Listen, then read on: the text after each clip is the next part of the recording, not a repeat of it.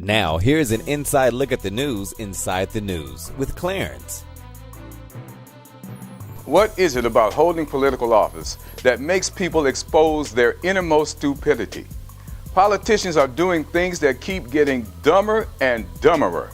We can't even decide which one is the worst. So we're asking, who is your favorite dumb politician? To look at some of the choices, let's go to our West Coast correspondent, Marquise Alexander. Thanks, Clarence. If you're an observer of political scandals like I am, the last decade has been a wet dream.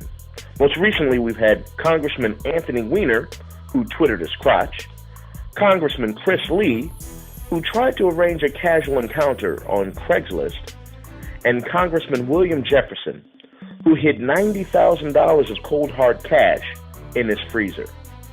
Now, these guys, when given a little pressure or a conviction, resigned. They were punks. We here at the Look Inside the News would like to salute Senator David Vitter for being the Rosa Parks of elected officials.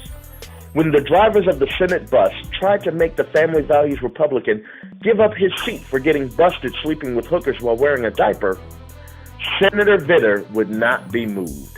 Even after the number one and number two Republicans banged on the door and begged him to vacate the throne of power so someone else could use it, Senator Vitter said he would not leave until he had done his business for the people of Louisiana.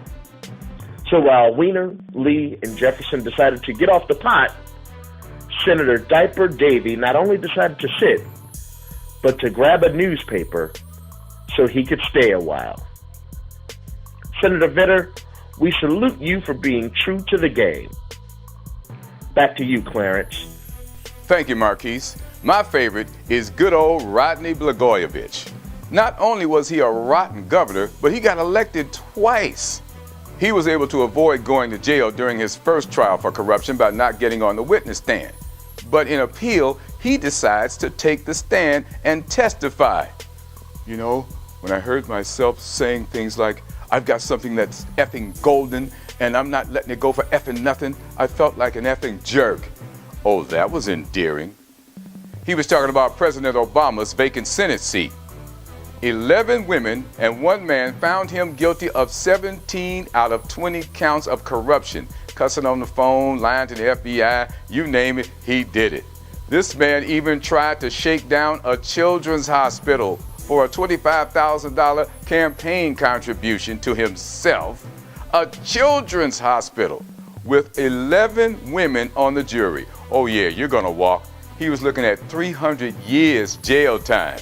That's why he's my favorite politician for dumb politician of the world. The world's dumbest politician, that's my favorite. What's yours? Shoot an email to Clarence@TomJoynerTV.com. That's Clarence@TomJoynerTV.com. Now here's a little segment we like to call Sarah Palin's Black History Facts. Hi, I'm Sarah Palin with today's Black History Fact. In 1963, Martin Luther King gave his most famous speech on the steps of the White House lawn.